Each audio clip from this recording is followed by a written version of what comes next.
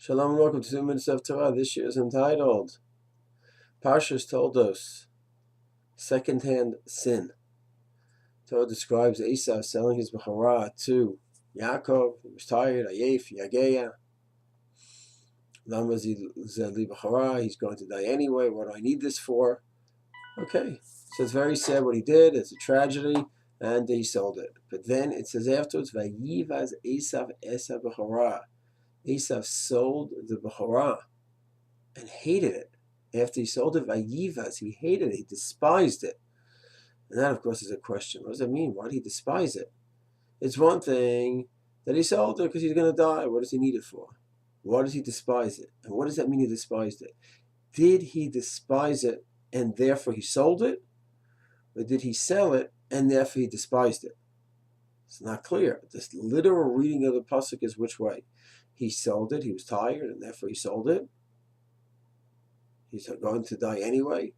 And then the pasuk ends up, Vayivaz Aisav Bechora, he despised it. So the Mizrachi on Rashi says the order of the pasuk is precise. That he went ahead, he sold it because he was tired, and then he went ahead and he despised it. So the question is, why do you have to despise it? Just sell it and get rid of it, and that's it. There's no need for it. Why the negativity? So Rav Hanoch Leibowitz at Chiidushai Halaiv writes that a person sometimes has to do just what Aisav did. He sold it because of the taivas. He wanted to go ahead and he wanted the food. He convinced himself with absolute tipshut, ridiculous rationalization, oh, I'm going to die anyway, what do I need it? And he sold it. So now what is he left with?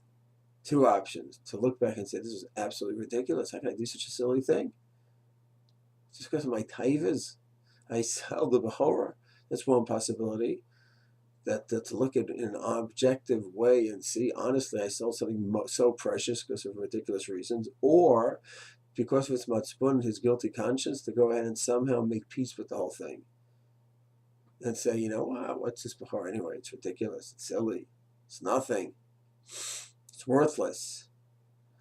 And Leibowitz points out the importance that a person sins because of one taiva, he has to contain it and not let it go ahead and result in another sin.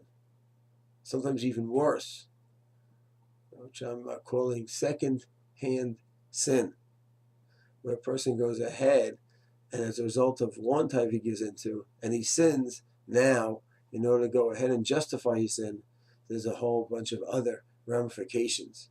And he'll go ahead and justify other things as well. And that's what Aisav was doing. He did one thing wrong, he needed to make peace with himself now. And he did something which may even been more horrible, to hate and despise the Bechora. This has many, many ramifications. Yetz Hashem, in part 2, we'll look at the nafkaminas, ramifications of such an idea. Shalom.